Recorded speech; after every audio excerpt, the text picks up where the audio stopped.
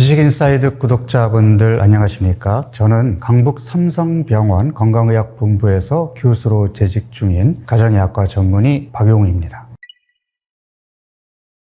비만이라고 우리가 이해하는 것은 체중계의 눈금이 예전보다 늘어난 상태를 얘기하잖아요. 근데 체중이 늘어났다라는 것은 단순히 그냥 많이 먹어서 살이 쪘다라는 의미가 아니라 내 몸에 신진대사에 이상이 생겼다라는 의미입니다. 그렇다면 대사 이상이 생기게 되었을 때 단순히 살이 찌는 것만으로도 끝날까요? 그렇지 않죠. 살이 찌는 걸 시작으로 혈압도 올라가고 혈당도 올라가고 콜레스테롤 수치도 올라가고 그러다 보면은 심혈관 질환, 뇌혈관 질환 같은 혈관 합병증이라든지 또는 당뇨, 또 당뇨로 인한 합병증으로 고생을 하게 되겠죠. 그래서 비만이 만병의 근원이라고들 얘기하는데 비만은 만병의 근원이 아니라 대사 이상 질환의 첫 번째 증상입니다.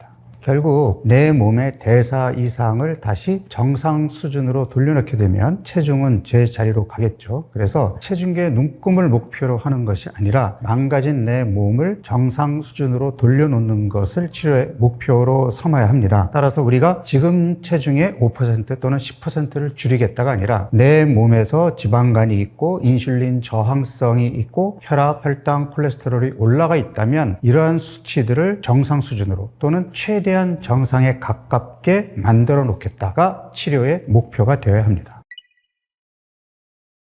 제가 이제 4주 프로그램을 만들 때에 1차적인 대상자는 대사 이상을 가진 분들, 살이 찌고 배가 나오고 몇 가지 대사 지표들의 이상을 보인 분들을 타겟으로 했습니다. 그래서 첫 3일 동안은 단식의 효과를 내기 위한 전략을 펴는데 건강한 사람의 경우에는 2, 3일을 식사를 하지 않고 단식을 해도 전혀 문제가 되지 않지만 대사 이상이 있는 경우에는 단식 자체도 힘들 뿐더러 식사량을 지나치게 줄이게 되면 근육 손실을 피할 수가 없게 됩니다. 그래서 첫 3일 동안의 전략은 단식의 효과를 내면서 근육 손실을 최소화하자. 그리고 거기에 더불어서 위장간에 휴식을 주고 장내 미생물의 분포를 빠르게 바꿔보자. 그리고 지방을 끄집어 쓰지 못하는 몸을 빠르게 지방을 끄집어 쓰는 몸으로 바꿔보자. 이런 여러 가지 전략들이 숨어 있습니다. 그래서 첫 3일간은 일정 시간 간격으로 단백질을 소화 흡수가 잘 되는 쉐이크의 형태로 섭취하게 하는데요. 이렇게 할 경우에 근육 손실을 최소화할 수 있는 장점이 있고요. 또 음식으로 섭취하는 것이 아니기 때문에 위장관을 좀 휴식을 취하게 하는 효과, 장내 미생물의 개선 효과 기대할 수 있고 간혹 첫 3일 동안에 단백질을 일반 음식으로 먹어도 되나요? 하는 질문을 많이 받는데요. 일반 음식으로 단백질을 섭취해도 되지만 우리가 위장관을 쉬는 효과를 본다면 소화 흡수가 잘 되는 단백질 쉐이크의 형태로 드시는 것이 낫고 아울러서 배고픈 신호가 나왔을 때 극복하는 방법으로 채소와 두부, 시큼한 플레인 요거트를 허용식품으로 두고 있는데 이 역시 장내 환경을 개선하기 위한 목적이 숨어 있습니다. 4일차부터는 점심 식사로 일반식이 허용이 됩니다. 일반식은 밥의 형태로 먹게 되는데 제한했던 탄수화물을 제한된 양으로 공급을 하기 위함인데요. 탄수화물을 지속적으로 제한하게 되면 우리 몸에 근육이 빠지는 것을 피할 수가 없기 때문에 근육 손실을 최소화하기 전략입니다. 이때도 마찬가지로 점심에 일반식이지만 채소와 단백질이 풍부한 식단을 꾸미셔야 되고 아침과 오후 간식, 저녁에는 여전히 단백질 쉐이크 형태로 단백질을 공급해 주어서 근육 손실을 최소화해야 됩니다. 2주차로 넘어가면 저녁도 일반식으로 바뀌게 됩니다. 그래서 우리가 하루 4끼 식사 중에 2끼는 쉐이크 형태로 단백질을 공급하고 나머지 2끼를 일반 음식을 통해서 섭취하게 되는데 점심에는 밥의 형태로 탄수화물을 반드시 공급해 주어야 하고 저녁에는 탄수화물을 제외한 채소와 단백질 위주의 식단을 꾸미게 됩니다. 간혹 3단계에도 단백질 쉐이크만 활용하면 안 될까요? 이런 질문을 받는데요. 가급적이면 음식을 통해서 충분히 포만감을 느끼게 해줌으로써 내 몸으로 하여금 포만감을 주는 호르몬이 빠르게 자기의 기능을 회복할 수 있게 해주는 것이 좋습니다. 그래서 점심과 저녁 일반 식사는 배가 부를 정도로 충분히 섭취해 주시는 것이 좋겠고요. 그 다음에 견과류와 콩이 허용이 되기 때문에 렌틸 콩이라든지 충분히 넣어서 콩밥으로 드신다면 훨씬 더 포만감을 느낄 수 있고요. 그 다음에 오후 간식으로 견과류 한 줌 정도를 드시는 것도 도움이 됩니다. 자, 세 번째 단계인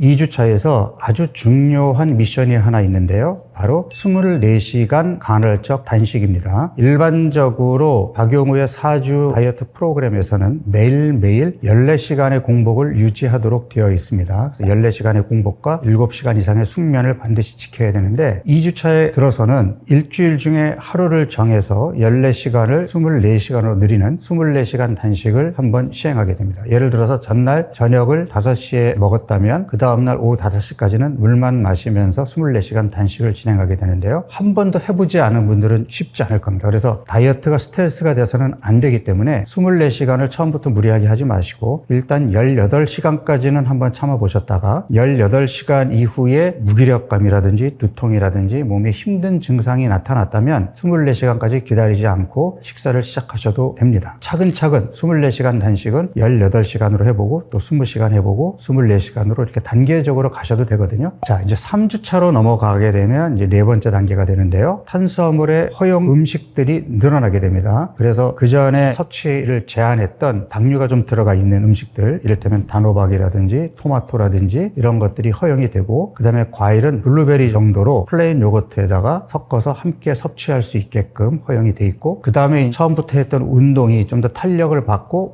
운동량이나 운동 강도가 높아질 수 있기 때문에 운동을 강도 높게 할 경우에는 운동 전에 고구마 하나 정도 섭취하는 것이 허용이 됩니다. 그래서 우리 몸이 본격적으로 체지방을 쓰는 몸으로 바뀌어 가고 있기 때문에 이제는 탄수화물의 허용량, 그 다음에 허용 범위를 조금 더 넓히게 되는 거고요. 3주차에는 24시간 간헐적 단식을 이틀 하게 됩니다. 그런데 그 이틀을 연달아 해서는 안 되고 2주차에 한번 했기 때문에 두 번째는 훨씬 수월합니다. 몸이 이미 익숙해졌거든요. 그래서 24시간을 할 수 있으면 제일 좋지만 역시 힘들면 18시간까지는 버텨보고 그 이후에 음식을 드셔도 상관은 없습니다. 물론 조금 버틸 수 있으면 20시간 또는 24시간까지 한다면 더욱 결과가 좋게 나올 수 있겠죠. 4주차는 개인 차이가 있습니다. 그래서 제일 무난한 방법은 3주에 했던 주 2회 24시간 간헐적 단식을 한 번 더 반복하는 방법입니다. 이게 제일 무난하고요. 그런데 저는 가급적이면 이 프로그램을 할 때 매주 체지방 검사를 통해서 내 몸의 근육량의 변화와 지방의 변화를 꼭 확인하도록 권고하고 있는데, 만약에 1주차에 빠졌던 근육이 2주차에 회복이 되어야 3주차로 넘어가는데 회복이 안 되는 경우에는 3주차로 넘어가는 것이 아니라 2주차를 한 번 더 반복해야 되고요. 3주차로 넘어와서 근육량의 회복 정도가 처음 시작할 정도까지 회복이 되었다면 4주차에는 욕심을 내서 주 3일 24시간 단식을 해도 됩니다. 그런데 근육량의 회복 정도가 더디거나 회복은 되었어도 처음 시작할 때만큼 미치지 못했다면 무리하지 마시고 4주차에도 3주차와 마찬가지로 24시간 간헐적 단식을 2번만 하셔도 됩니다. 이렇게 한 달 프로그램이 끝나면 그 다음에는 유지기로 넘어가게 됩니다.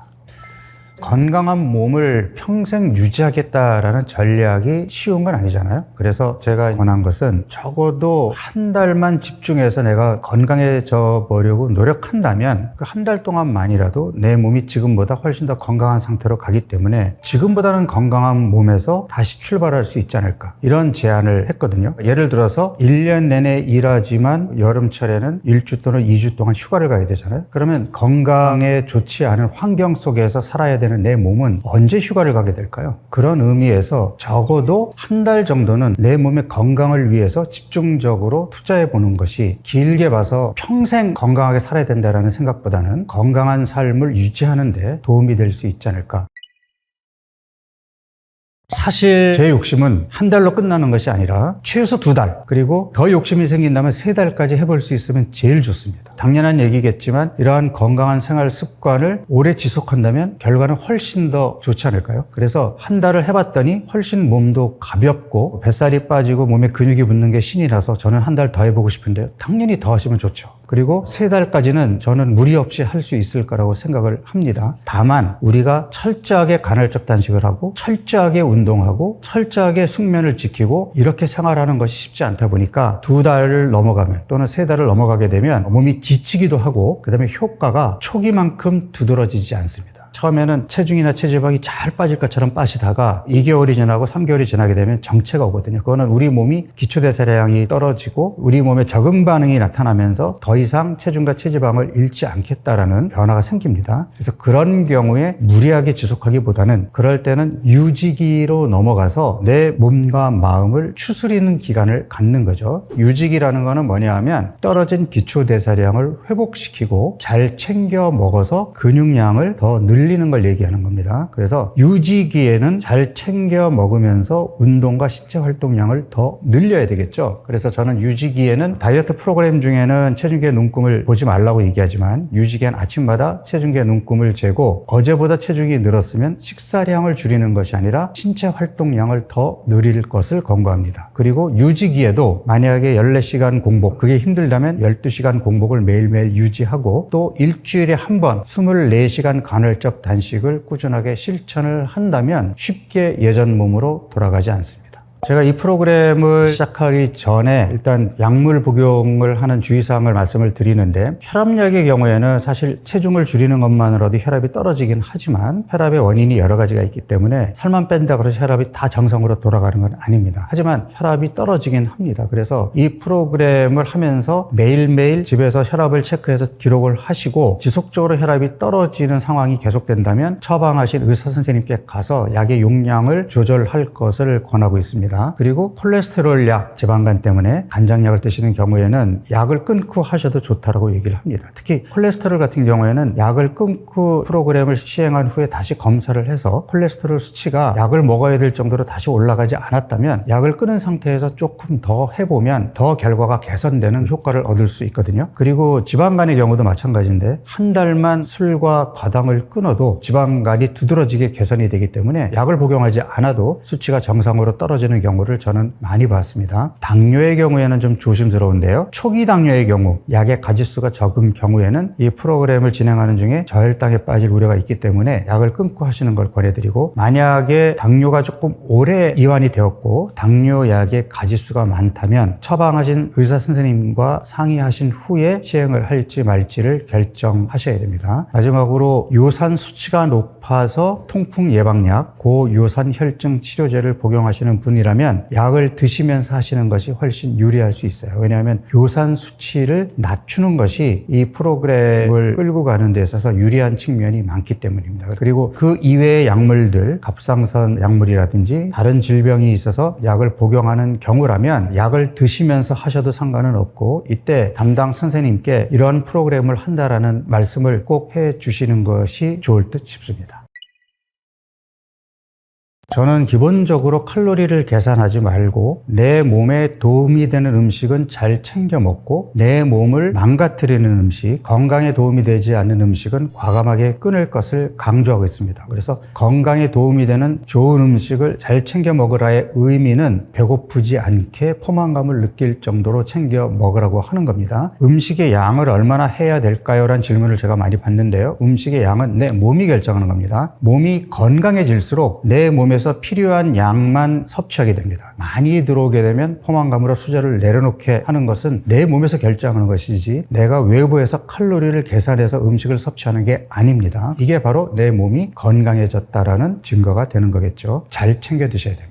일반적으로 저탄수화물 식단이 좋으냐, 저지방 식단이 좋으냐에 대해서는 지금도 이제 논쟁이 계속 이루어지고 있는데 현재까지 나와 있는 논문 결과들을 보면 일반적으로 저지방 다이어트보다는 저탄수화물 다이어트가 단기간의 체중 감량 효과는 더 큽니다. 그렇지만 두 방법 모두 지속적으로 실천할 수 없다라는 단점이 있고요. 결국은 좋은 탄수화물, 양질의 단백질, 좋은 지방을 골고루 잘 챙겨 먹는 건강 다이어트가 건강한 몸을 지속적으로 건강하게 유지해주는 식단이거든요. 다만 내가 건강한 몸으로 가는 과정에서 저탄수화물식이라든지 저지방식을 활용해 볼 수는 있는데 많은 연구 결과에서 보면은 저탄수화물 식이요법을 대상자들에게 권고했음에도 효과를 드라마틱하게 보는 사람이 있는가 하면 효과를 전혀 보지 못하는 사람들이 있었고 저지방 다이어트를 처방했을 경우에도 효과가 드라마틱하게 있는 사람이 있는가 하면 효과를 보지 못하는 사람들이 있었습니다. 했었습니다. 그래서 일반적으로 특정 다이어트가 모든 사람에게 똑같은 효과를 보인다라는 얘기는 할 수가 없어요. 내 몸에 맞는 방법은 따로 있는 겁니다. 따라서 여러 가지 다이어트 프로그램들 중에서 내가 실천 가능하고 실제로 시도해 보았을 때 효과를 볼 수 있었고 지속 가능한, 실천 가능한 그러한 방법을 택하는 것이 가장 현명하겠죠.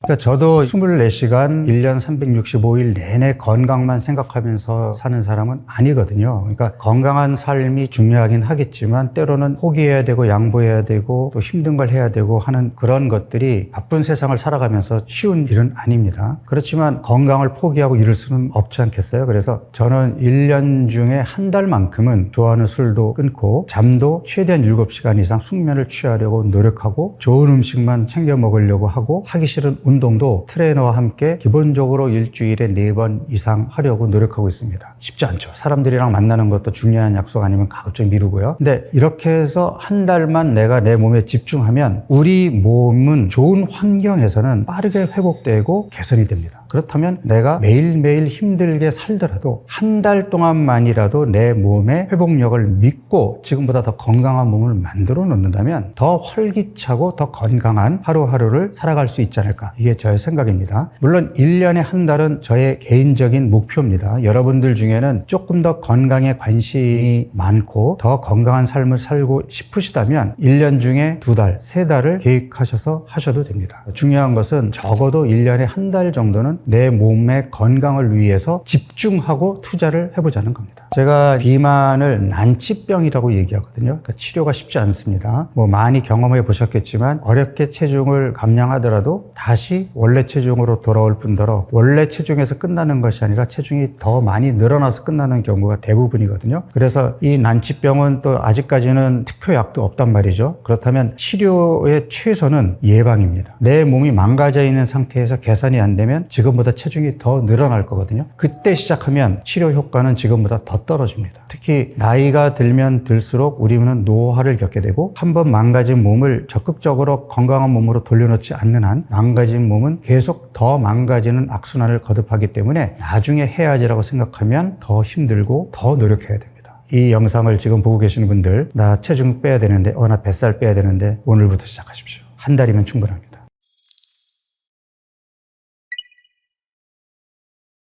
옛날 우리 먼 조상들은 밥이라는 탄수화물을 고봉으로 먹었어도 자동차 없이 먼 길 걸어 다녔고 농사 짓고 밭일 하면서 쉴 새 없이 육체 노동을 해야 되니까 들어오는 탄수화물을 바로바로 다 썼단 말이죠. 그런데 현대인들은 먼 길 걸어 다니지 않고 자동차를 이용하고 농사를 짓거나 육체 노동을 하지 않고 하루 종일 책상에 앉아서 일을 하면서도 예전만큼 또는 그보다 더 많은 탄수화물을 계속 섭취하고 있단 말이죠. 하루 3끼 밥이나 밀가루 음식 을 먹고 후식으로 과일 먹고 중간중간에 과자 집어 먹고 떡 먹고 이렇게 지속적으로 탄수화물이 과잉으로 들어오게 되면 남는 탄수화물은 지방으로 비축이 되는데 이게 피하 지방 조직에만 비축이 되는 것이 아니라 간과 근육에도 비축이 되게 됩니다. 그렇지만 간과 근육은 지방을 비축하는 장기가 아니기 때문에 필요 이상으로 간과 근육에 남는 탄수화물이 지방으로 비축이 되면 인슐린 저항성 같은 대사 이상을 초래하게 됩니다. 또 하나 현대인들 지방간의 가장 큰 요인으로 자리 잡고 있는 과당의 경우, 과당은 우리가 일반적으로 설탕을 먹게 되면 설탕은 포도당과 과당이 2당류죠. 그러면 들어온 설탕이 포도당과 과당으로 분해가 되면 포도당은 바로 혈액으로 들어가서 혈당을 높이면서 에너지원으로 쓰이게 되고 과당은 간으로 들어옵니다. 그래서 간에서 필요할 때 포도당으로 다시 바뀌어서 쓰이거나 그렇지 않으면 중성지방 형태로 비축이 되는데 현대인들의 탄수화물 과잉이 계속 있다 보니까 과당이 다시 포도당으로 바뀌어서 나갈 일이 없어요. 그럼 어떻게 되죠? 중성지방으로 간에 계속 쌓이게 됩니다. 그래서 현대인들 지방간, 특히 비알코올성 지방간 질환의 가장 큰 원인이 바로 과당인데 우리는 지금 과당이 들어있는 설탕, 액상과당, 심지어 과일까지 이런 음식들을 지나치게 많이 먹고 있죠. 그래서 간에 기름이 끼게 되고 그로 인해서 살이 찌고 대사 이상으로 이어지면서 혈관 건강까지 해치게 되는 겁니다. 밥의 경우에는 밥에 있는 복합 탄수화물, 이 전부는 우리 몸에 들어와서 포도당으로 분해가 돼서 에너지원으로 쓰이게 됩니다. 그런데 빵의 경우에는 설탕이 들어가죠. 설탕에는 과당이 있습니다. 또 밀가루를 정제 가공해서 갈아 빻은 밀가루이기 때문에 설탕만큼이나 우리 몸에 빠르게 흡수가 됩니다. 그래서 밥보다는 빵이 혈당을 훨씬 빠르게 높이는 그런 결과를 초래합니다. 더불어서 우리가 맨밥만 먹는 사람이 있을까요? 밥을 먹을 때는 반드시 나물 반찬, 단백질 반찬, 국을 함께 먹게 됩니다. 그러면 영양소의 균형도 맞출 수 있고 채소와 단백질이 들어오게 되고 그 다음에 이런 음식들과 함께 섭취하면서 밥이라는 탄수화물이 들어오기 때문에 맨밥만 먹을 때보다는 혈당이 훨씬 천천히 올라가게 됩니다. 빵의 경우에는 어떨까요? 빵을 샐러드와 닭고기 같은 단백질 음식과 함께 곁들인다면 또 달라질 수 있을지 모르지만 우리가 빵을 먹을 때에는 그 안에 약간의 채소와 단백질이 들어가 있다고 하더라도 밥을 먹을 때만큼 충분한 채소와 단백질을 얻지 못할 뿐더러 상대적으로 탄수화물 함량이 많겠죠. 또 거기다가 달달한 설탕이 많이 들어있게 되면 혈당을 훨씬 더 빠르게 높이겠죠. 그래서 이러한 여러 가지 결과들을 볼 때 빵으로 한 끼를 때우는 것과 밥으로 한 끼를 때우는 것은 단순히 혈당 조절의 차원을 넘어서서 건강식 측면에서도 훨씬 균형 있는 식단을 만들어 먹느냐 그렇지 않느냐의 차이를 보이게 됩니다.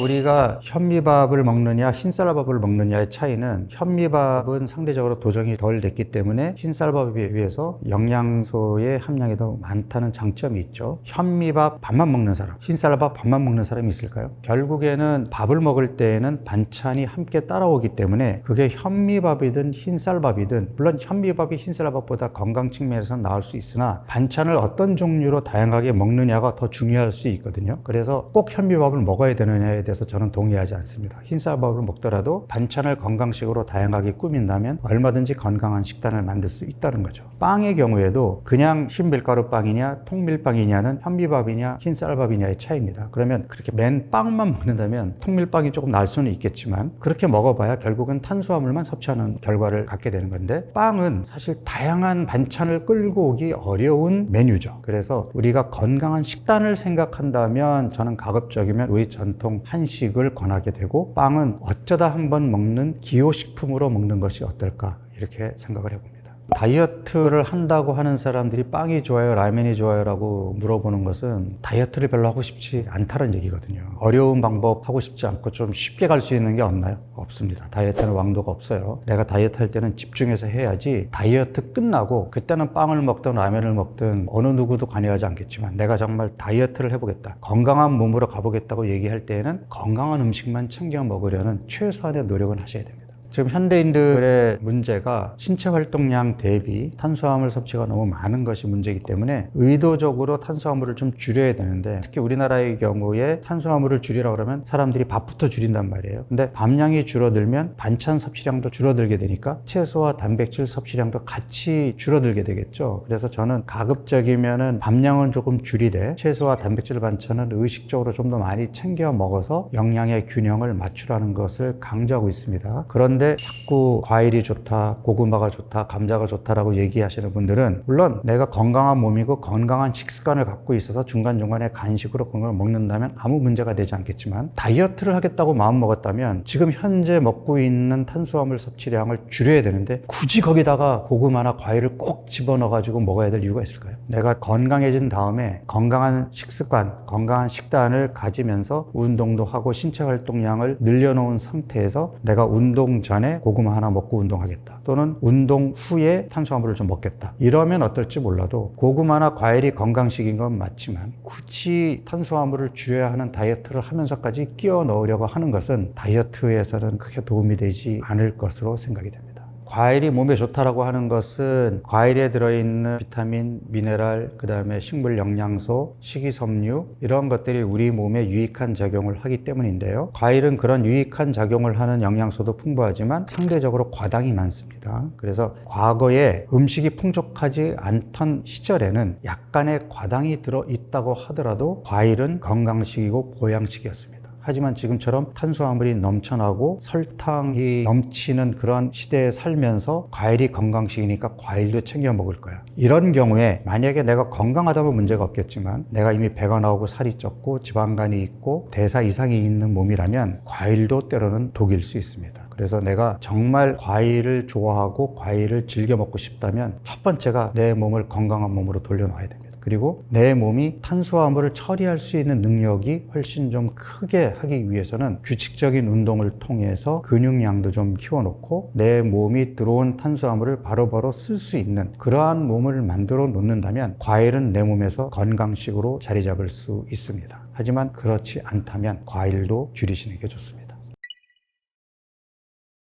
탄수화물 중독이 해결되지 않으면 아무리 다이어트를 하려고 해도 실패하게 되었습니다. 실제로 다이어트를 이제까지 수없이 많이 해봤지만 다 실패하고 다시 요요가 생겼어요 라고 얘기하는 사람들의 상당수가 탄수화물 중독에 빠져 있을 가능성이 높습니다. 모든 음식에 다 중독성이 있지 않겠죠. 우리가 브로콜리에 중독됐어 이런 얘기는 들어보지 않았잖아요. 그러니까 중독을 일으키는 음식이 있다라고 얘기를 하는데 대표적인 것이 동물 실험에서는 설탕은 확실히 중독성이 있습니다. 근데 사람의 경우에는 설탕 중독이 있느냐에 대해서는 딱히 입증된 연구 결과는 없으나 특정 식품에 우리 뇌에 있는 중독과 관련된 도파민이 분비되는 보상 시스템에 자극을 주는 것으로 되어 있는데 그게 바로 당 함량이 높으면서 지방이 들어있는 음식입니다. 그래서 일반적으로 탄수화물, 지방, 약간의 소금이 절묘하게 잘 결합되어 있는 음식들은 뇌의 보상 중추를 자극하는 것으로 되어 있습니다. 대부분의 가공식품들이 설탕과 입에서 사르르 녹는 지방 그리고 짭짤한 나트륨을 갖고 있죠. 그래서 식품 가공업계에서는 보상 시스템을 자극할 수 있는 이러한 식품을 개발하는 데 혈안이 되어 있습니다. 문제는 뭐냐면 이러한 중독성 있는 음식은 우리 현대인들의 만성 스트레스와 굉장히 밀접한 관련이 있다는 것이죠. 과거에는 원시 인류 시대에는 만성 스트레스가 아니라 급성 스트레스였고 사나운 동물을 만났을 때 죽기 살기로 싸우거나 도망쳐서 그 상황을 극복해야 되는 것이었다면 현대인들의 스트레스는 한 번 큰 스트레스로 끝나는 것이 아니라 마치 권투에서 지속적으로 잽을 날리는 것처럼 작은 스트레스가 계속 쌓이고 해결되지 않으면서 만성으로 이어지는 거거든요. 이런 만성 스트레스로 가게 되면 스트레스 호르몬이 지속적으로 올라가 있게 되고 이 스트레스 호르몬을 낮추기 위해서 우리 몸은 보상 중추를 자극하는 음식을 탐닉하게 됩니다. 그게 바로 우리가 흔히 얘기하는 달달한 탄수화물 음식들이겠죠. 그런데 탄수화물 음식을 먹게 되면 인슐린이 분비가 되는데 스트레스 호르몬이 올라가 있는 상태에서 인슐린이 올라가게 되면 인슐린 저항성이 빠르게 생깁니다. 스트레스 호르몬과 인슐린 호르몬은 서로를 견제하고 서로를 억제하는 호르몬들이기 때문에 동시에 올라가면 안 되거든요. 근데 현대인들은 만성 스트레스에 빠져가지고 스트레스 받을 때마다 달달한 음식을 찾게 되고 그렇게 해서 보상 중추를 자극하게 되면 이러한 일련의 과정이 뇌에 인코딩이 되기 때문에 내가 스트레스를 받으면 나도 모르게 초콜릿이나 과자나 믹스커피를 쥐고 있는 자기 자신을 발견하게 되는 거죠. 그러면 내가 다이어트를 하기 위해서 밀가루 끊어야 돼, 설탕 음료 끊어야 돼 라고 마음 먹고 안 먹었지만 스트레스를 받았어요. 어떻게 되죠? 나도 모르게 과자를 집어먹고 있는 자신을 발견하게 되는 겁니다. 그래서 다이어트에 실패하게 되는 거죠. 그러면 이런 몸이 된 상태에서 나는 그래도 살을 빼야 되기 때문에 설탕 밀가루 끊어야 되는데 과연 가능할까요? 그러니까 이것을 본인의 의지력 부족으로 생각하고 더 스트레스를 받고 자존감이 떨어지고 우울해지고 이렇게 되면 또다시 그것이 스트레스가 돼서 단 음식을 찾는 악순환을 계속하면서 더 살찌는 몸이 되는 거거든요. 그래서 탄수화물 중독은 해결이 쉽지 않습니다. 우리 몸은 음식을 섭취하는 시간과 휴식 시간이 필요하거든요. 그래서 아침, 점심, 저녁 세 끼를 먹을 때에도 아침과 점심 사이, 점심과 저녁 사이에는 당이 떨어져서 그 짧은 시간 동안에 지방을 에너지원으로 써야 되고요. 저녁을 먹고 나서 그 다음날 아침까지 음식이 들어오지 않는 공복 시간에는 우리 몸이 지방을 써야 됩니다. 그래서 피하 지방 조직을 적절하게 짜주어서 끄집어내 주어야 그래야 또 그 자리를 메꿀 수가 있는 거거든요. 그런데 우리가 신체 활동량이 뚝 떨어져 있는 상태에서 하루 3끼를 먹는 것에서 그치는 것이 아니라 중간중간 에너지를 내는 음식을 계속 먹게 되면 중간에 쉬는 시간이 없게 되겠죠. 심지어 저녁을 먹고 나서 그 다음날 아침에 첫 번째 식사를 하게 되는 이 12시간의 공복마저도 지키지 못한다면 우리 몸은 휴식 시간 없이 계속해서 들어온 에너지를 활용하는 일을 해야 되는 상태가 되는 겁니다. 현대인들의 반 이상이 12시간 공복을 지키지 못하고 있어요. 우리가 저녁 늦게까지 음식을 먹고 또 아침에 일어나자마자 음식을 먹고 하다 보니까 이렇게 쉬지 않고 먹는 잘못된 식습관이 지방간과 인슐린 저항성을 일으키는 중요한 원인으로 자리 잡고 있습니다. 간은 재생 능력, 회복 능력이 굉장히 좋은 장기입니다. 그래서 간에게 무리만 주지 않는다면 간은 빠르게 원래 기능을 회복할 수 있습니다. 무리를 준다는 것은 간에게 일을 많이 시키는 것인데 그 대표적인 것이 음주입니다. 지속적인 음주 또는 과음은 간에게 무리하게 일을 시키기 때문에 지방간으로 이어지기가 쉽고요. 최근 들어서 지방간의 중요한 원인인 과당이 많이 들어있는 설탕이나 정제 가공 식품을 먹게 되면 간은 굉장히 힘들게 대사를 해야 됩니다. 그래서 대표적으로 지방간을 일으키는 술과 설탕을 끊는 것만으로도 간은 빠르게 원래 상태로 회복될 수 있습니다. 여기에 간의 기능을 회복시키는데 도움이 될 수 있는 양질의 아미노산, 그러니까 양질의 단백질 음식을 잘 챙겨 먹고 또 간의 노폐물들을 제거하고 간 해독에 도움이 될 수 있는 녹황색 채소들을 매 끼니 잘 챙겨 먹어준다면 간은 훨씬 빠른 속도로 회복이 되겠죠. 많은 분들이 어떤 특정 음식을 먹는 것이 건강에 도움이 되는지를 많이 물어봅니다. 콜레스테롤을 낮추는 데는 뭘 먹으면 좋아요? 혈당을 낮추는 데는 어떤 음식이 도움이 돼요? 이런 질문을 제가 많이 받습니다. 이게 이제 음식을 곧 약으로 생각하는 그런 경향이 있기 때문인데 특정 약이 특정 질환에 효과가 있는 것은 맞지만 특정 음식이 특정 질환에 효과가 있는 것은 없습니다. 음식은 내 몸의 건강을 챙겨주기 위한 아주 기초적인 토대일 뿐인 거죠. 그러니까 특정 음식을 찾을 것이 아니라 내 몸을 건강하게 해주는 건강식을 골고루 다양하게 섭취하는 것이 중요하겠죠. 탄수화물이 몸에 나쁜 게 아니라 하루 종일 앉아있고 운동 안 하는 우리의 생활 습관이 문제인 겁니다. 탄수화물도 우리가 좋은 탄수화물, 나쁜 탄수화물로 나누는 것은 섭취했을 때 빠르게 혈당을 높이는 탄수화물은 나쁜 탄수화물, 서서히 혈당을 높이는 탄수화물은 인슐린을 급하게 자극하지 않기 때문에 좋은 탄수화물이라고 하는 겁니다. 그래서 우리가 식단으로 먹는 밥은 흰쌀밥이든 현미든 잡곡밥이든 반찬을 끌고 오기 때문에 저는 좋은 탄수화물이라고 얘기합니다. 혈당을 급격하게 높이지 않거든요. 하지만 통밀빵이라도 빵만 먹는다든지 아니면 면 종류라든지 이렇게 탄수화물 위주로 먹어서 혈당을 빠르게 높이는 식단이라면 그러면 그거는 좋은 탄수화물이라고 보기 어렵겠죠. 특히 설탕이나 액상과당이 들어있어서 탄수화물 중독을 나중에 일으키거나 지방간이나 인슐린 저항성으로 이어질 수 있는 정제 가공 탄수화물은 가장 대표적으로 피해야 되는 나쁜 탄수화물입니다.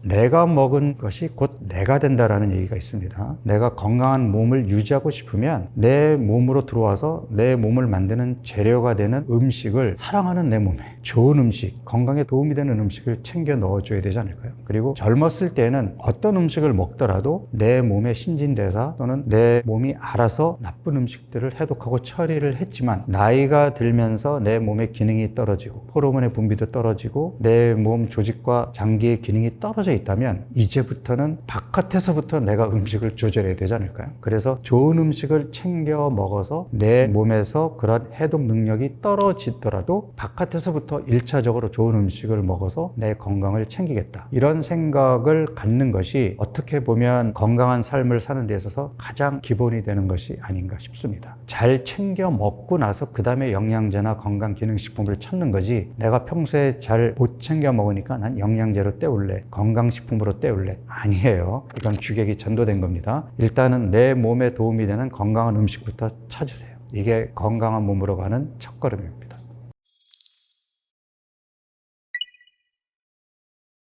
그러니까 우리가 이제 유행 다이어트라고 하는 것은 많은 사람들 입에 오르내리는 게 이제 유행 다이어트죠. 예를 들어서 헐리우드 유명 스타들이 많이 했다라는 레몬 디톡스 다이어트도 한때 엄청난 인기를 누렸지만 지금은 사라져버리고 없잖아요. 왜 사라져버렸을까요? 많은 사람들이 관심을 가지고 해봤지만 효과가 없었기 때문이죠. 이런 유행 다이어트의 특징은 일단 귀에 솔깃합니다. 사람들이 다이어트를 어떻게 해야 되는지 모르는 사람들은 없어요. 좋은 음식 챙겨 먹고 밀가루 음식 끊고 운동해야 되고 많이 걷고 잘 자고 이렇게 하면 살이 빠진다는 걸 알고 있는데 쉽지 않잖아요. 술도 마셔야 되고 밤샘 작업도 해야 되고 특히 운동하는 거 죽기보다 싫고. 근데 이러한 상황에서 특정 식품만 먹으면 살이 빠져 솔깃할 수밖에 없죠. 짧은 기간 내에 빠른 감량을 약속하고 하기 쉽고 그런 방법이 있으면 저부터 하겠어요. 근데 그런 방법이 저는 없다는 걸 알고 있거든요. 그래서 이런 유행 다이어트만 쫓는 분들은 내 몸 자체가 살이 잘 안 빠지는 몸으로 바뀔 수 있다는 점, 기초대사량이 더 떨어지고 근육량이 더 빠지기 때문에 나중에 다른 다이어트를 시도하더라도 살 빠지지 않는 그런 몸이 된다는 것을 유념하시고 유행을 따라다니지 않으셔야 합니다. 제가 처음에 간헐적 단식을 접했을 때에는 내가 생활 습관을 바꾸기 싫은데 밀가루 음식도 먹어야 되고 운동 안 해도 살찌지 않을 수 있는 방법이 없을까? 그런데 동물 실험을 봤더니 특정 시간 동안에만 음식을 먹고 음식을 먹지 않는 시간을 둔다든지 아니면 마음껏 먹다가 특정 시간대에만 음식을 먹지 않으면 살찌지 않는 몸이 될 수 있다. 이런 개념을 그때 처음 접한 거예요. 다시 말씀드리면 그 당시에는 건강한 음식을 먹는다가 아니라 내가 평소에 먹는 음식을 그냥 먹되 음식을 안 먹는 타이밍만 주어진다면 나는 살찌지 않는다. 그러니까 사실 좀 게으른 사람들, 건강에 좋지 않다는 걸 알면서도 좋아해서 음식을 먹는 사람들, 운동하기 싫어서 안 하는 사람들 입장에서는 그 정도는 나도 할 수 있을 것 같은데 획기적인 제안이었죠. 이제 우리나라에 처음 소개된 게 16대 8과 5대 2라는 방법이었는데 16대 8은 16시간만 굶으면 8시간 동안에 아무거나 먹어도 괜찮다. 5대 2는 5일 동안만 먹고 싶은 거 마음껏 먹으면 이틀 동안은 굶거나 한 끼만 먹으면 된다. 해봤는데 효과가 내가 생각했던 만큼의 효과가 나오진 않았어요. 체중이 더 늘지 않는 건 맞지만 그렇다고 내가 더 건강해졌다라는 생각은 들지 않았거든요. 그래서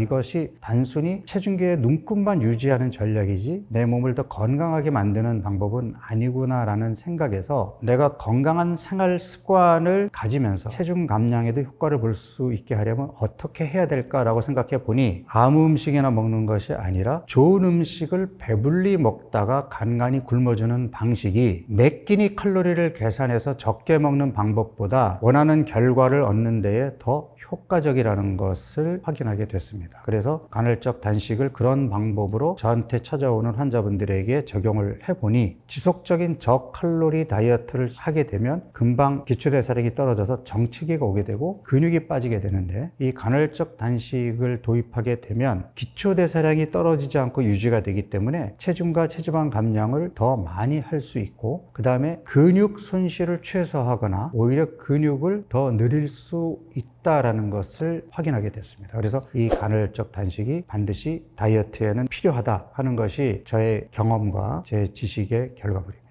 간헐적 단식에서 제일 중요한 것이 챙겨 먹어야 되는 시간에 잘 챙겨 먹는 게 중요합니다. 우리 몸은 어쨌든 적응 반응이라는 걸 보여요. 우리 몸에서 필요한 양만큼의 충분한 에너지나 영양소가 들어오지 않으면 영양소를 더 달라고 조르거나 아니면 들어오는 음식의 양이 부족한 만큼 기초대사량을 떨어뜨리면서 에너지의 소모를 아끼려는 방향으로 가게 됩니다. 그래서 그렇게 될 경우에는 사실은 의도적으로 적게 먹거나 굶어서 원하는 체중으로 가려고 하는 건데 그 목표에 도달하지 못하게 됩니다. 그렇다면 우리 몸의 적응 반응을 극복하는 방법이 잘 챙겨 먹다가 간간히 굶어주는 겁니다. 그러니까 매 끼니 잘 챙겨 먹게 되면 우리 몸은 긴장을 안 하겠죠. 적응 반응을 보이지 않습니다. 그러다가 하루에 한 끼만 딱 먹으면서 24시간 공복을 유지해주고 또 그 다음날 다시 잘 먹게 되면 우리 몸은 쉽게 기초대사량을 떨어뜨리지 않습니다.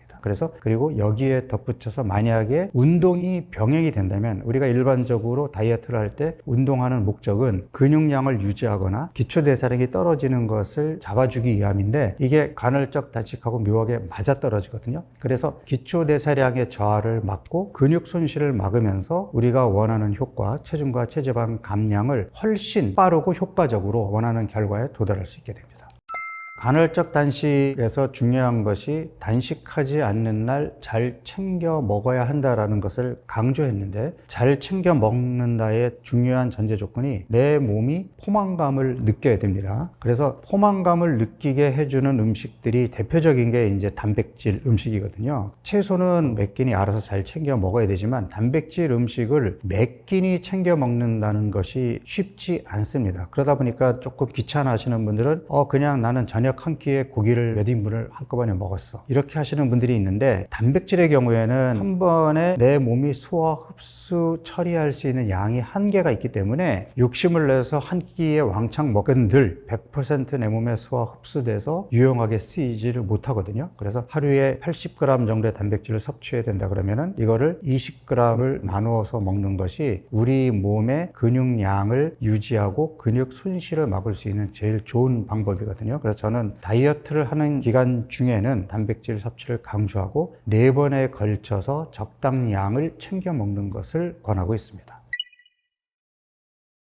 그러니까 요요라는 개념은 또 다른 얘기인데요. 예를 들어서 내가 대사 이상이 와가지고 간에 기름이 끼고 인슐린 저항성이 오고 내장 지방이 많이 쌓였단 말이에요. 근데 그런 몸을 바꾸기 위해서 과감하게 설탕과 술을 끊고 건강에 좋은 음식을 챙겨 먹으면서 몸을 건강하게 만들어야 되는데, 나는 밀가루도 못 끊겠고 술도 못 끊겠고 그냥 식욕 억제제 먹어서 살 뺄래 해가지고 식욕 억제제를 처방받아서 먹고 적게 먹어서 체중계의 눈곱만 줄였다고 가정을 해보죠. 그 사람의 지방간이나 인슐린 저항성이나 복부 내장 지방이 다 정상으로 돌아갈까요? 식욕 억제제를 끊으면 어떻게 될까요? 다시 넘쳐 올라오는 식욕 때문에 많이 먹게 되고 체중은 원래대로 돌아가거나 처음 체중보다 더 늘어서 끝나겠죠. 이게 요요입니다. 그러니까 요요는 잘못된 다이어트의 결과지, 살을 뺐는데 다시 쪘어요, 이게 다 요요가 아니에요. 그런데 박용우가 강조하는 건강 다이어트는 대사 이상을 치료해서 건강한 몸으로 만들자는 거예요. 지방간, 간에 낀 기름을 걷어내야 되고 인슐린 저항성, 렙틴 저항성, 호르몬의 기능을 정상으로 돌려야 되고 내장 지방 걷어내야 되고, 이러한 잘못된 이상 을 교정해서 건강한 몸으로 만들어 놓으면 어쩌다 술을 마시고 어쩌다가 밀가루 음식 먹는다고 쉽게 살찌지 않습니다. 또 식사량도 예전에 렙틴 호르몬이 무너져 있을 때만큼 많이 먹지도 않아요. 적게 먹어도 똑같은 포만감을 느끼게 되니까요. 그러면 이런 분들은 요요가 생기지 않겠죠. 근데 또 이런 사람이 다시 야금야금 옛날 습관으로 돌아가서 빵 먹고 과자 집어 먹고 밤늦게까지 일한다 그러면서 수면의 질이 떨어지고 스트레스 많이 받고, 이렇게 몸이 야금야금 무너지게 되면 간에 다시 기름이 끼고 인슐린 호르몬의 작동 능력이 떨어지고, 이러면 다시 체중이 늘겠죠. 이거는 요요가 아닙니다. 재발이죠. 그러면 평생 365일 건강한 생활 습관을 가질 수 없다면 일단은 적극적으로 내 몸 관리를 해서 건강한 몸으로 돌려놓고, 야금야금 나빠지는 것에서 내가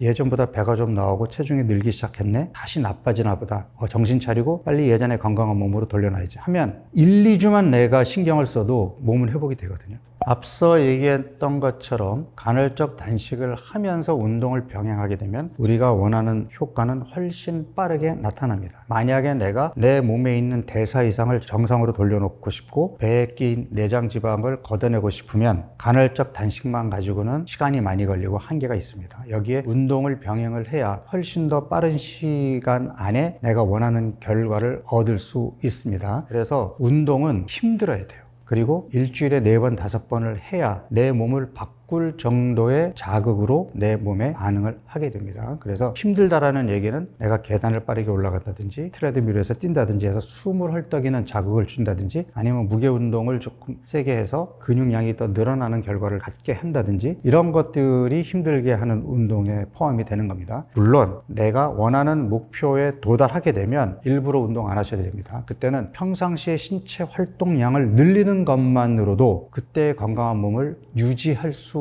있습니다. 운동이라는 약이 우리 몸에 실제로 효과를 보려면, 예를 들어서 우리가 혈압약을 매일 아침에 하루에 하나씩 먹는다라는 얘기는 그렇게 했을 경우에 내 혈액 중에 이 약의 유효 농도가 일정하게 유지될 수 있기 때문이거든요. 이게 용법과 용량을 맞추는 건데, 운동도 마찬가지입니다. 운동이라는 약이 내 몸에 지속적으로 작용을 해서 몸을 바꿀 수 있으려면 규칙적이어야 됩니다. 운동의 효과가 사라지기 전에 또다시 운동을 하는 거거든요. 근데 우리가 일반적으로 고강도 인터벌 운동을 할 경우에 우리는 운동을 20분 안에 끝냈지만 그 운동의 효과가 짧게는 18시간에서 길게는 48시간까지 갈 수 있습니다. 그래서 내가 운동을 강도 높게 할 경우라면 일주일에 4번, 5번을 하게 되면 운동의 효과는 내 몸에 긍정적으로 작용하게 됩니다.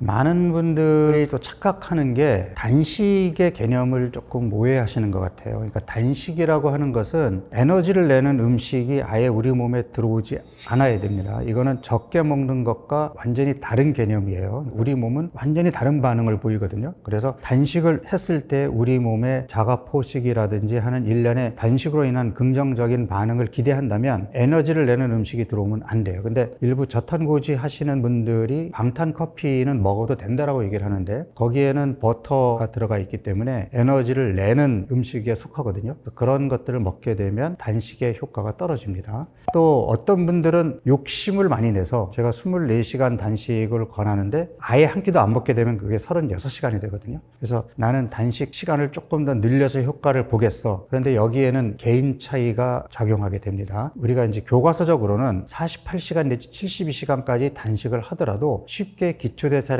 떨어지지 않는다라고 되어 있으나 이것은 책에 나오는 얘기지 이게 개개인에게 적용하게 되면 다 효과가 다릅니다. 그래서 어떤 사람에게는 효과가 떨어질 수도 있고 또 어떤 사람에게는 효과를 더 볼 수도 있는데 보편적으로 남녀노소 질병을 가진 사람이든 그렇지 않은 사람이든 누구나 해볼 수 있는 것이 24시간 단식입니다. 그리고 우리가 이제 특히 인슐린 저항성이 있는 분들에게 인슐린 저항성을 개선하기 위해서 간헐적 단식을 권하는데 건강한 젊은 성인들을 대상으로 72시간 단식을 시켜봤을 때 이제 인슐린이 계속 떨어질 텐데요. 그 인슐린이 떨어지는 그 속도가 가장 효과적이고 가성비 있는 시간이 바로 18시간에서 24시간 사이였거든요. 그러니까 24시간 이후부터는 그 효과가 두드러지게 차이가 없었기 때문에 굳이 욕심을 내서 48시간까지 하실 필요는 없고요. 24시간까지만 충실히 단식을 잘 실천해 주신다면 우리가 원하는 결과를 충분히 얻을 수 있습니다.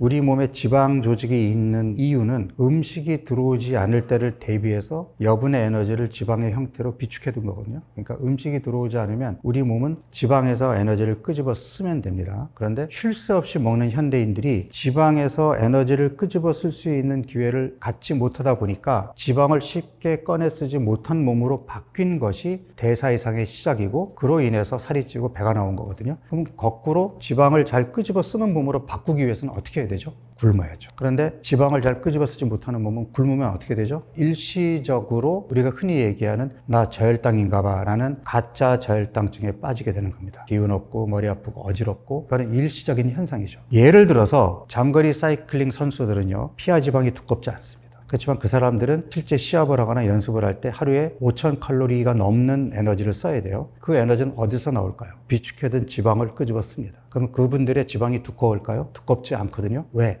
효율적으로 끄집어 썼다가 다시 또 채워 넣을 수 있기 때문에 늘상 끄집어 썼다가 채웠던 그 사람들의 지방은 두꺼울 이유가 없어요. 여러분들의 지방은 지금 두껍잖아요. 잘 끄집어 쓰나요? 잘 끄집어 쓰지 않았기 때문에 두꺼워진 겁니다. 그래서 여러분들이 만약에 간헐적 단식을 했는데 나 기운 없어 집중이 안 돼. 그만큼 몸이 건강하지 않다. 지방을 잘 끄집어 쓰지 못하는 몸이라는 것을 반증하는 증상일 뿐입니다.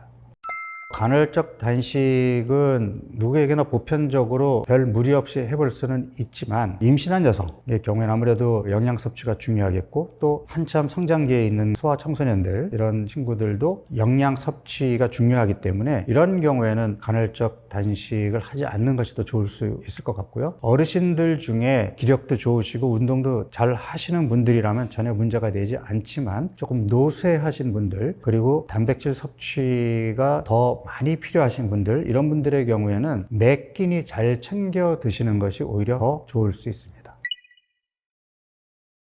칼로리라는 개념은 의사나 연구하는 전문가들 사이에서는 어떤 데이터를 얻어야 되고 그 데이터를 평가함에 있어서 객관성을 담보해야 되기 때문에 사람들의 식단, 식습관, 어떤 음식에 관련된 연구를 할 때에는 칼로리의 개념을 사용을 합니다. 그렇지만 우리가 일반적으로 환자들에게 처방을 하고 환자들에게 식단을 지도하는 입장에서는 칼로리의 개념은 오류가 많습니다. 예를 들어서 콜라 100칼로리와 렌틸콩 100칼로리가 우리 몸에 들어왔을 때 똑같이 작용할까요? 칼로리 개념으로만 접근하게 되면 더 큰 것을 놓칠 수가 있어요. 바로 우리의 중요한 목표는 지금보다 더 건강한 몸입니다. 그러면 건강한 몸을 만들기 위해서는 칼로리보다 이 음식이 가지고 있는 영양소 또 이 음식이 건강에 얼마나 도움이 되는지를 생각을 해야 되겠죠. 그렇게 생각한다면 제로 칼로리보다는 차라리 우유 한 잔이 칼로리는 있으나 건강에는 더 도움이 될 수 있을 겁니다. 이러한 개념이 바뀌는 거죠. 칼로리에 집착하고 칼로리만 계산하게 되면 체중계 눈금을 지금보다 몇 킬로그램에서 몇 킬로그램으로 빼겠다라는 숫자에 집착하게 되는데 우리의 목표는 체중계 눈금이 아니라 지금 망가져 있는 몸을 건강한 몸으로 만드는 것이 목표가 되어야 되거든요. 그렇다면 칼로리가 높더라도 건강에 도움이 되는 올리브오일이라든지 아보카도 같은 이런 음식은 충분히 먹어야 되고 칼로리는 낮더라도 영양소의 함량도 부족하고 거꾸로 칼로리는 별로 없지만 우리 몸에 들어왔을 때 건강에 도움이 되지 않는 음식이라면 과감하게 끊어야 되겠죠. 그래서 칼로리의 개념으로 접근할 거냐 영양소나 건강한 음식의 개념으로 접근할 거냐의 차이인데 저는 건강한 몸 만들기에는 칼로리의 개념보다는 영양소와 건강한 음식을 찾는 것이 훨씬 더 올바른 접근이라고 생각을 합니다. 우리가 이제까지 살아오면서 계산기 두들겨 가면서 칼로리를 계산해 가면서 먹었던 적은 한 번도 없거든요. 나이 들어서도 날씬하고 건강한 몸을 유지하는 사람이 과연 집에서 칼로리를 계산하면서 식사를 했을까요? 그렇지 않단 말이죠. 그런가 하면 우리 자신을 돌아보아도 내가 20대일 때와 지금 40대, 50대일 때를 비교해 본다면 언제 칼로리 섭취가 더 많았죠?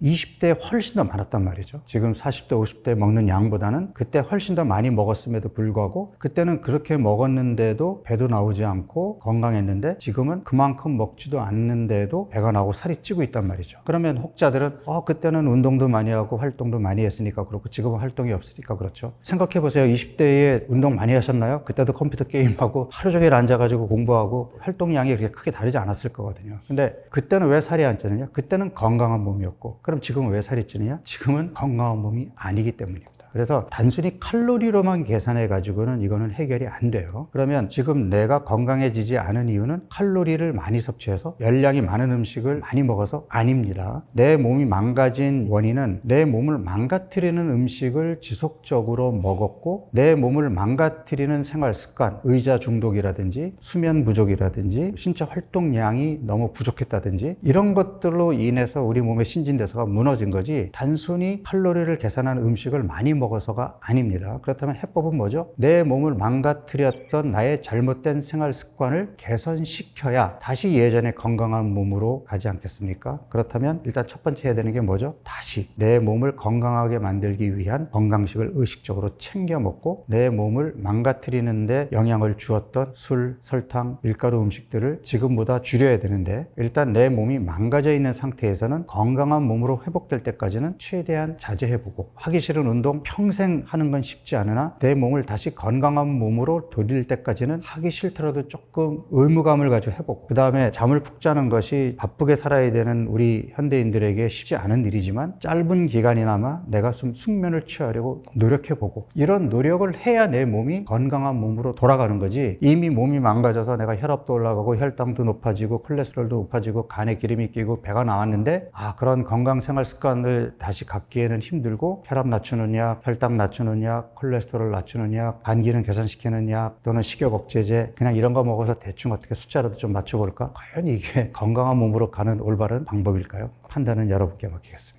대사 이상에 대한 것을 강조하는 가장 큰 목적은 우리 몸속 혈관 건강입니다. 혈관 나이는 우리 주민증 나이와 일치하지 않아요. 나이가 40대지만 내 혈관 나이는 60대, 70대일 수도 있고, 또는 건강관리를 잘했다면 20대의 혈관을 유지할 수도 있는 겁니다. 그렇다면 내 지금 나이와 관계없이 내 몸속 혈관 나이를 최대한 젊게 유지하거나, 아니면 지금 빠르게 늙고 나빠져 가고 있는 이 혈관의 노화 속도를 늦출 수 있다면 노후에도 혈관 합병증으로 고생하는 것이 아니라 삶의 질을 유지할 수 있다는 거죠. 혈관 건강을 유지하기 위해서는 혈관을 빠르게 늙게 만드는 위험 요인들을 최대한 없애야 되는데, 그게 바로 혈압, 혈당, 콜레스테롤, 비만, 그리고 흡연입니다. 그래서 지금 제가 대사 이상을 얘기한 것이 흡연을 제외한 4가지가 다 해당이 된단 말이에요. 그러면 뱃살을 빼고 내가 건강한 몸으로 만들게 되면 혈압도 떨어지고 혈당도 떨어지고 몸속 지질도 떨어지게 되고 뱃살도 빠지게 되는 거니까 결국은 혈관 건강을 잘 유지하는 결과를 낳게 되겠죠. 우리 현대인의 건강을 위협하는 암과 혈관 합병증 중에서 적어도 혈관 합병증은 생기지 않게 만들겠다. 이것이 제가 강조하는 박용우의 건강한 다이어트를 지금 당장 실천해야 하는 이유입니다. 지금부터 건강한 몸 만들기에 돌입하셔야 됩니다.